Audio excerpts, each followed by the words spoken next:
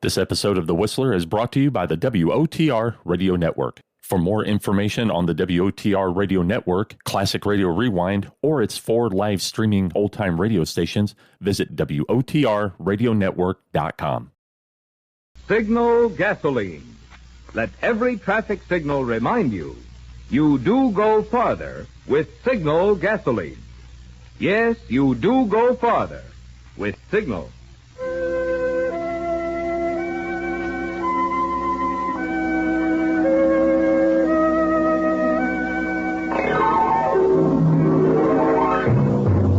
The Signal Oil Company and your neighborhood Signal dealer bring you another curious story by The Whistler.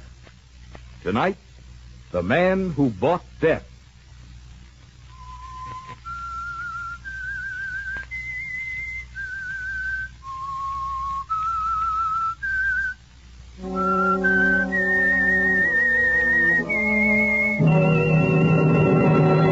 I am the Whistler, and I know many things, for I walk by night. I know many strange tales hidden in the hearts of men and women who have stepped into the shadows. Yes, I know the nameless terrors of which they dare not speak.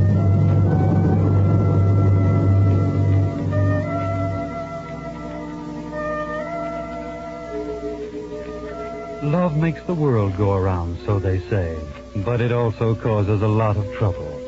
Take, for instance, the case of Eddie Ford and Ruth Sprague. They were in love, had been for a long time, childhood sweethearts and all. The kind of thing that usually brings nothing but happiness and good fortune. But Eddie and Ruthie were born on the wrong side of town. They grew up on 2nd Avenue, and that's not exactly the best environment. Eddie's love for Ruth began to show itself in the wrong way. At 7, he stole an apple for her. At 14, he stole a car to take her for a ride. At 17, he'd spent his first night in jail. And at 22, he is firmly established as a small-time crook about town. But he and Ruthie are still in love, just waiting for him to knock over a big enough score to get married. Meanwhile, Ruth works as a dancer in a cheap nightclub, and sometimes Eddie goes over and sits at a table with her between floor shows.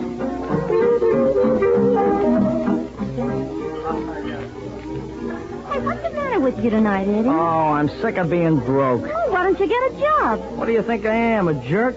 Working for $20 a week? I don't know how to do anything. Yeah, I know it, Eddie.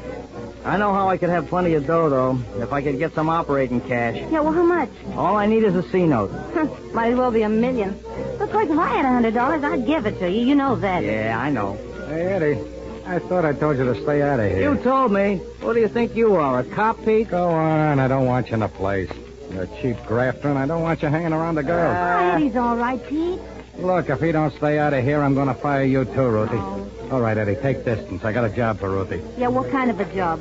The kind of job I'd pay you for, baby. There's a guy over there who's throwing money around like confetti, and he wants to meet you. Oh, that big moose with the brown suit, I suppose. Yeah, that's him. He's smiling at you, Ruthie. Is that what you call it? Hey, maybe you better go over to his table, Sugar. Yeah, maybe Eddie needs some dough. Shove off, Pete. Will you look, and I'll be right over. Okay. Now, there's nothing personal unless you understand, Eddie. Just don't want you in here, that's all. I'll see you backstage after the show, huh, Ruthie? Mm-hmm. All right, Eddie. Eddie. Huh? You love me a little? Huh? You know I do, honey. And if this guy's loaded, I want him. You understand? Okay, Eddie. Well, I'll see you after the show, huh? Okay.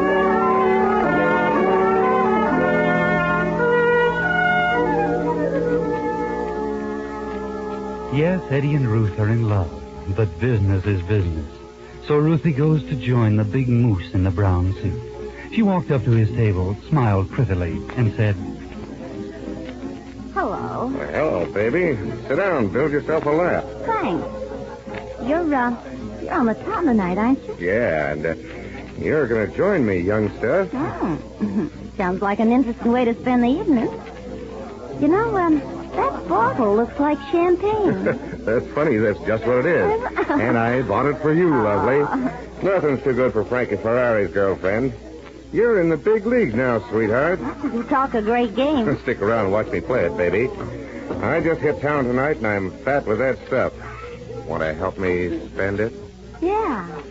Yeah, you know, I got a lot of talent that way. Well, what are you doing after the show tonight? Nothing. Well, that is nothing that you're not going to be in on. You're a lippy little dame, aren't you?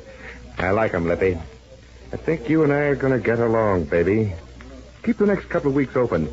You're going to be busy. Well, look, let's talk about that later, huh? Because I got to get backstage. Floor show goes on in a few minutes. Okay. I'll meet you out in front 5 minutes after show's over, okay? 5 minutes?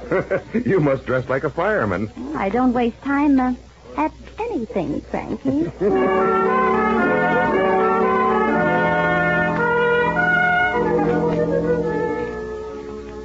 So that's the way love works on 2nd Avenue. Ruth steers the big bankroll Eddie's way.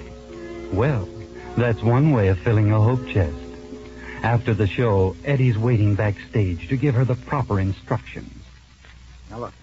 For this 12 o'clock closing, this guy's going to be looking for a speak when he meets you. See? Now, you steer him down 12th Street. And you pass the alley between Washington and Adams. I'll let him have my persuader behind his ear, and you run. You bring back the first cop you can find. That'll keep you in the clear, and I'll have the dough and be gone a long time before the gendarmes get there. Yeah, okay, Eddie, I'll do it. Gee, maybe this will be our big break. Okay. Down 12th Street, you're leading him to a speak, see?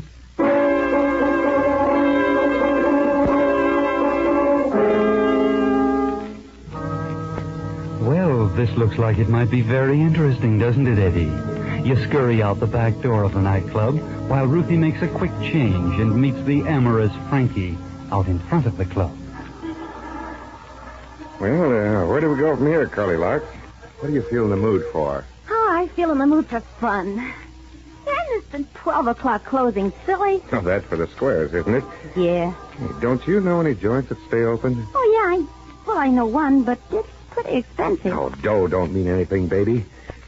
Where is this joint? It's over on 12th Avenue. Shall we get a cab? No, it's only about 2.5 blocks. All right, so we'll walk. Oh, I love to be out, walking around at this time of night. Not this time of year. Ain't the fresh air just wonderful? I don't know. I never noticed it. Oh, you would notice it if you had to work in a gin mill like I do. Hey, what's a beautiful dame like you doing dancing in a flea bag like the Club Moderne? Haven't you ever had a better offer? Want to make me one? Could be if things work out. Oh, this is 12th Street. We turn down here. What's the matter, kid? Don't you like me? Oh, sure I like you. I love big men with money. It looks like I'm made to order, chicken. I weigh 260 and I make all the money I want. No limit. Yeah, well, how do you do it? Oh, I'm an operator. And that's all the conversation we're going to have on that subject. Hey, this is a nice dark street. How about a kiss? Oh, no, not here. Well, the street's only a block away. Can't you wait till we get there? Okay, baby. I like my dames with spirit. Up to a point. Stick around. You know, Frankie, I wouldn't be at all surprised if you turned out to be the kind of man that I could learn to love. Yeah? Yeah. Well, listen, baby. Eddie. Run, will you? Give me a couple of seconds, then yell for the cops. Yeah, well, Eddie, is he dead? Beat it. Go on. Help! Help!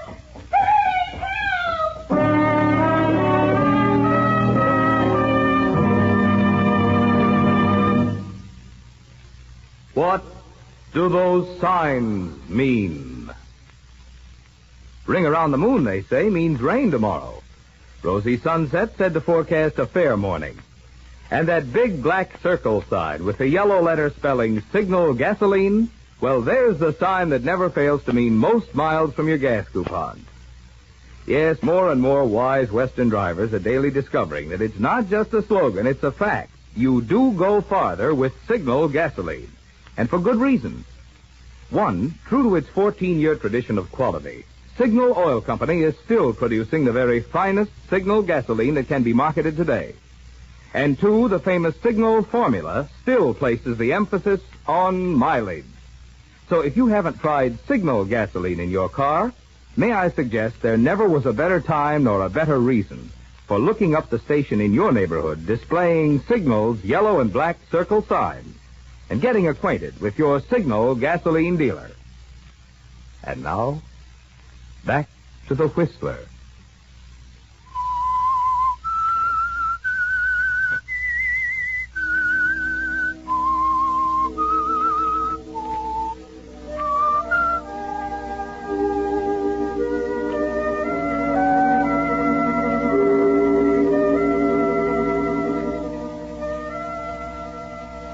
Yes, love on 2nd Avenue can lead to all sorts of things, like the slugging of a big spender in a dark alley.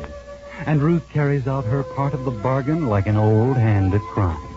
She runs screaming from the scene and brings the cops down in a hurry.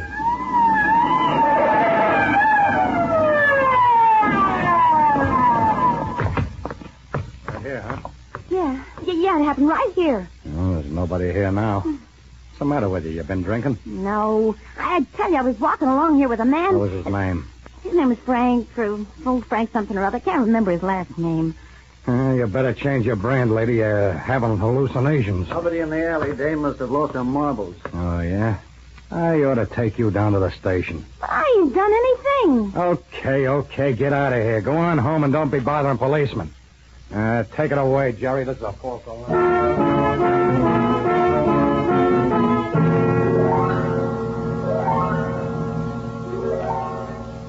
That's funny, Ruth. You know that Eddie sapped Frank Ferrari to the sidewalk just a few minutes ago. And now there's no sign of either Eddie or Ferrari. That's very funny. You can't see the humor in the situation, though. And you hurry to Nick's all-night restaurant to keep your rendezvous with Eddie. He's there in a rear booth waiting for you. Hello, baby. Hello, Eddie. Hey, look, the funniest thing happened. Keep it down to a college cheer, will you, baby? Yeah. Sit down. Eddie, I waited to give you a chance to get away, before I started to scream for the police. By the time I got back with the police, well, it couldn't have been over just 3 or 4 minutes. Well, there was nobody there. You're nuts. That guy was as cold as a witch's foot. Well, he wasn't there, Eddie. Police thought I was crazy. Gosh, I must be losing my touch. Well, the guy must have come to and beat it. Oh, probably just didn't want to get mixed up with the newspapers or something. Yes, sir. I thought you said he had a lot of dough on him. Well, he did, Eddie. I saw it. Oh, nothing but chicken feed. Well, there it is. $78, 3 20s, a 10, 5, and 3 singles. You're lying to me, Eddie. Oh, me? Why would I lie to you? I shook him down. That's all the dough he had. Cheap, petty, larceny punk. Now, take it easy there, baby. Look, I know he had a $100 bill, because he showed it to me. There wasn't a C note on him when I got him. We're through, Eddie. You understand? Hey, what's the matter with you, baby? I don't mind you robbing anybody else. And I'll never beat when you spent every cent that I could make. But I won't stand for you lying to me, Eddie. No dame talks to me like that. Oh, Eddie. Oh, keep the $100 bill. It'll never do you any good. It'll do nothing but get you into trouble, and I hope it kills you.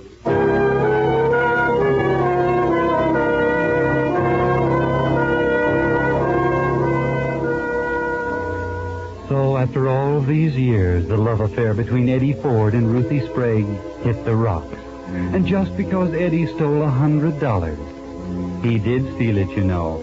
Frank Ferrari was carrying $178 when Eddie knocked him unconscious and robbed him in that alley between Washington and Adams. Eddie hated to lose Ruth, but business is business. Next day, he called on Bill Larimer at Bill's house in the suburbs. Eddie'd always wanted to do business with Larimer. You see, Larimer was a wholesaler in counterfeit money. Wholesalers sell it for 20 cents on the dollar to the shovers. Those are the people who actually cash it. Eddie had always wanted to be a big-time shover. He'd had a little experience, and he knew all the dodges. So this morning, he walks into Bill Larimer's apartment. I want to buy $500 worth of 10. Yeah? What are you going to use for money? This C note? $100 bill, huh? Yep. Where'd you get it? Go on, look it over. It was made by the mint. Yeah. It's good, all right. You know, there's something about a $100 bill. They feel different, you know? Yeah, I like them. You can square a lot of beefs if you got enough of them. You're not kidding. Hey, George. Yeah? How'd you like to print up some hundreds for me? 1, 10, 20, 100. Don't make no difference to me. Come here. Here, take a look at this C note. Did you make a good plate on it? Yeah, that'd photograph okay. I could swing it. Gee, wouldn't it be a little tough, shoving hundreds? With all the dough there is floating around these days? That'd be duck soup. You push a couple of those a day, Eddie, you'd be in the dough. Yeah. Well, how about it? You going to make some up? How do you say, John? Will you buy 'em? I'll take $1,000 worth the day they're finished. Okay, Bill. You just placed an order. Well, give me those 50 cents. I gotta go get rid of them so I can buy some of those hundreds. You better not try to shove hundreds in that suit. You gotta get up front to get away with that, Eddie. Take some of the dough you make off those tens and buy yourself a front. You're gonna be in the dough, kid.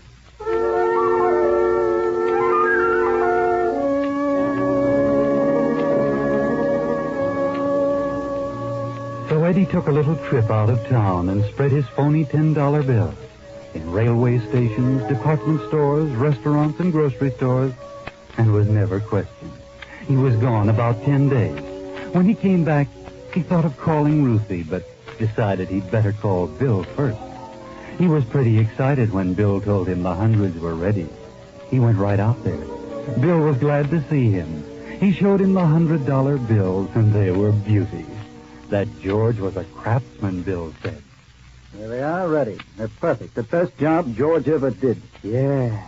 See, they're beauties, all right. Think you can pass them?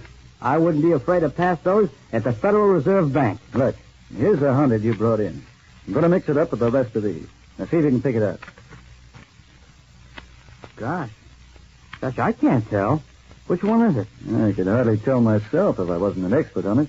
Hey, you've been selling these C-notes to everybody as the town flooded with them? I haven't sold a batch of them, even. Just got them from George today. You got virgin territory, son. Well, that's good. Okay, here's $100. Give me 5 of them. 5? That all the dough you got? No. I'm not going to sell you $100 worth. Give me 200. Well, okay, here you are. Now you're talking business. Well, you think I can pass C-notes in this outfit? Yeah, you look like a gentleman.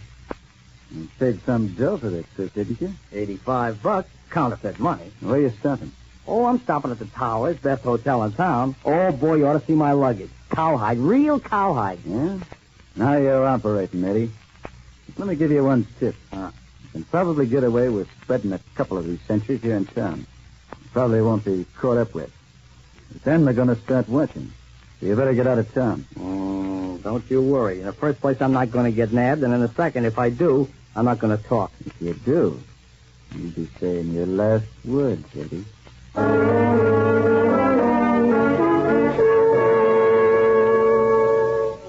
Yes, Eddie, be careful. Now you're in it for keeps. In the big time. A real big shot. So now you decide to call Ruth. You find her at home, too. And you make a date to meet her at the Towers in the cocktail lounge. You want her to see your new clothes. Want to impress her with the fact that you're living at the best hotel in town. Plenty of money. You can't be blamed for wanting to gloat a little, can you? So Ruthie meets you, and you sit and sip your drink. Well, honey, how about letting bygones be bygones and let's start all over again, huh? Yeah, but that was a dirty trick, so now, wasn't it? You stole that $100 from me. Oh, but you framed the thing so I could get the dough to start operating, didn't you? Yeah, I'd have given you the money, Eddie, but, well, I just don't like the idea of you lying to me. That's what I was mad about. Did you say was mad? You're not mad anymore? No. No, I'm not mad at you. I could never be mad at you. Hey, you want to see something pretty? Yes, yes. Take a gander at this. Well, it's a $100 bill, isn't it? That's right. I'm lousy with them, baby. You know where I got them? No. Well, what you don't know won't hurt you, baby. Look, I know you got to go to rehearsal, but how about me coming up to your place about 5 o'clock? Oh, swell. Why don't you take the night off? I'll tell you what I'm going to do. I'm going to buy some presents for you, and I want you to be there when I bring them. Okay, Eddie. I'll be home at 5. But look, I got to go now. Okay. How about a kiss? Here? In front of all these people? Well, sure. You're uptown now, baby. You can get away with things here that they'd never stand for down where we live. We're in a big time now, honey. For good.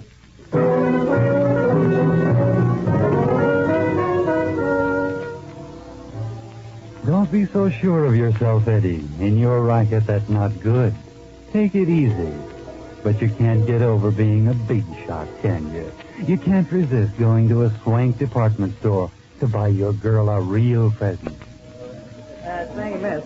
Yes, may I help you? Yes. I want to buy a lapel pin for my girlfriend. I don't know much about things like that. Would you mind helping me out? Well, of course, I'd be glad to. Oh. If you see anything in this tray that you think she might like. Well, she's a blonde, about 5'1", blue eyes, and wears black most of the time. Oh, well, let me see. I think you'd probably like this guinea very much. Oh, that one? Yeah. Mm-hmm. How much is that? Well, it would be just a minute. It's $35. I have to add the luxury extra. Oh, that would be about $42 here. Oh, that's okay. Can you take it out of this? Oh, my, $100 bill. Oh, I'm sorry. It's all I have. Oh, well, of course, that's perfectly all right. I'll have the change for you in a moment. Yes, Eddie, wait for your change. You stand there smoking your cigarette, and after a few minutes, you begin to worry, don't you? You try not to show it, but you sense that something's wrong. Then you look around and see him, the man with the unmistakable aura of a store detective. He comes up the aisle and stops a few paces from him. Something's wrong, Eddie. But they never arrest a man for shoving queer dough. They follow him, try to find out where his source is. You've only got one of the bills on you, Eddie. You can say you won it in a crap game. They can't prove anything. But then you turn and see them, two uniformed policemen coming down the aisle. And suddenly you're not so sure. You're not calm now, Eddie. You're scared, panicky. You've got to get out. Run. Run, Eddie, run! Stop on the fire!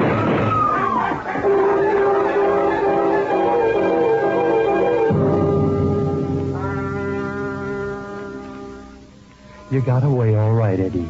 But you've got a bullet hole in your shoulder. You switch cabs 5 times and cover your trail. But your handkerchief won't stop up the blood that's pouring from your shoulder. You've got to get attention. And Ruth is waiting for you. You finally get to her little flat. You get out of the cab a block away from it.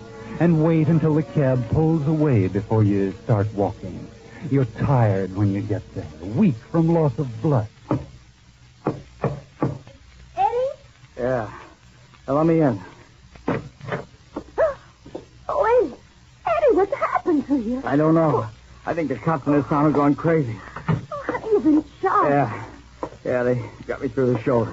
Well, what are you going to do, Eddie? I'm going to stay here till the heat dies down. Well, come on in the bedroom, honey. You got to lie down. Yeah. Yeah, I don't feel so good. Now, let me take a look at that wound. Wait a minute. Let me lay down, will you? Oh, baby, how did it happen? I tell you, the cops are going nuts.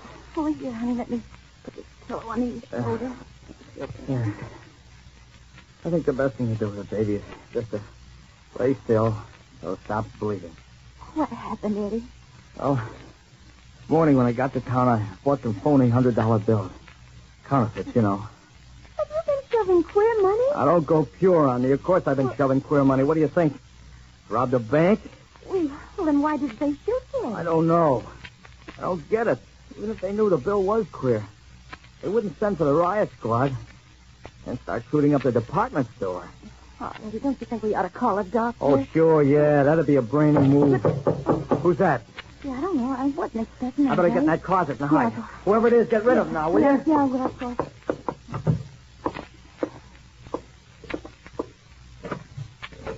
Your name Ruth Sprague?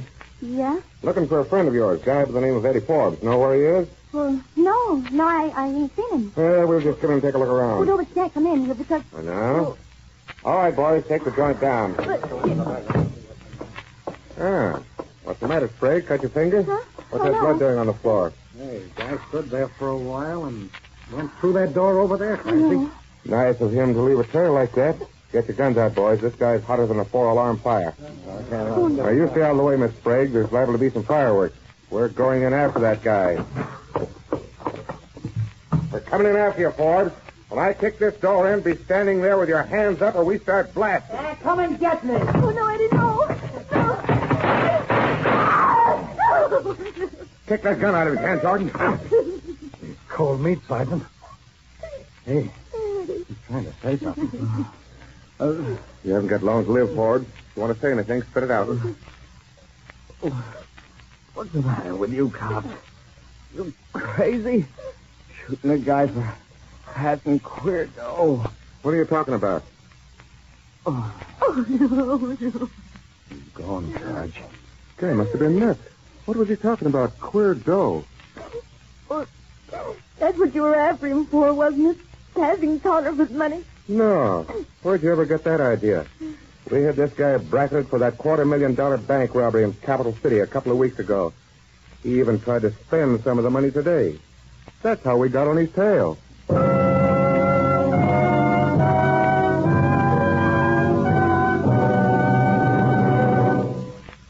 The Whistler will return in just a moment with the strange ending of tonight's story. Meantime, here's a $64 question that every driver should have a ready answer for these days.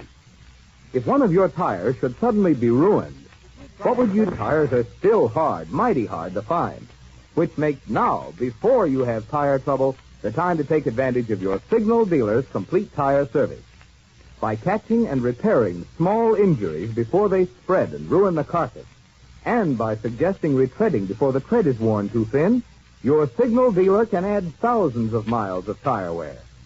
And because of your Signal dealer's experience, plus modern equipment and the best of materials, you're assured the quality kind of job that can make such a big difference in tire life.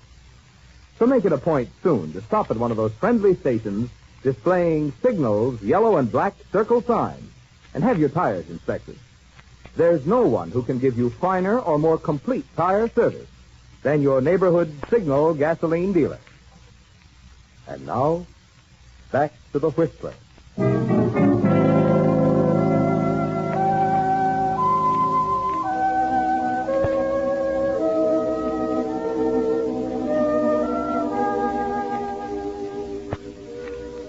Yes, Eddie Forbes died for his crime. But the police were after him not for passing counterfeit money, the crime for which he was guilty. No, they cornered him for a crime he didn't commit, a crime he didn't even know had been committed. Remember how Eddie got that $100 bill from the heavy spender Ruthie steered his way? The counterfeiters made an engraving of that same bill, printed a few hundred of them, and sold some back to Eddie. But every cashier in the country was watching for the serial number on that bill and on all the counterfeits made from it. The heavy spender had picked it up illegitimately from a bank in Capital City, and Eddie died because he didn't know that. Ruth, her wish came true. Remember when she was sore at Eddie for lying to her? She made the wish that that $100 bill he held out on her would cause his death. Yes, wishes do come true sometimes, and love ends up in funny ways.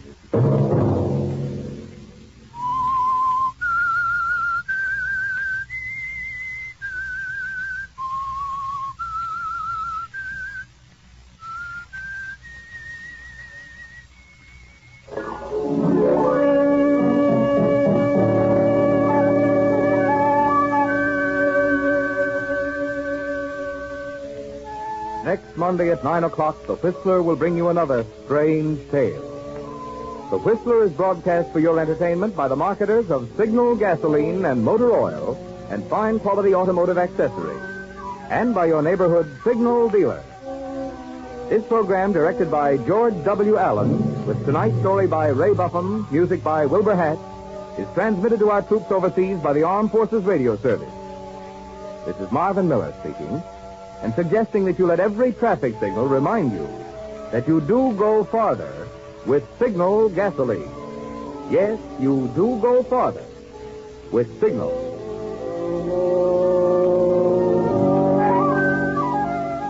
This is CBS, the Columbia Broadcasting System. You're listening to the WOTR Radio Network.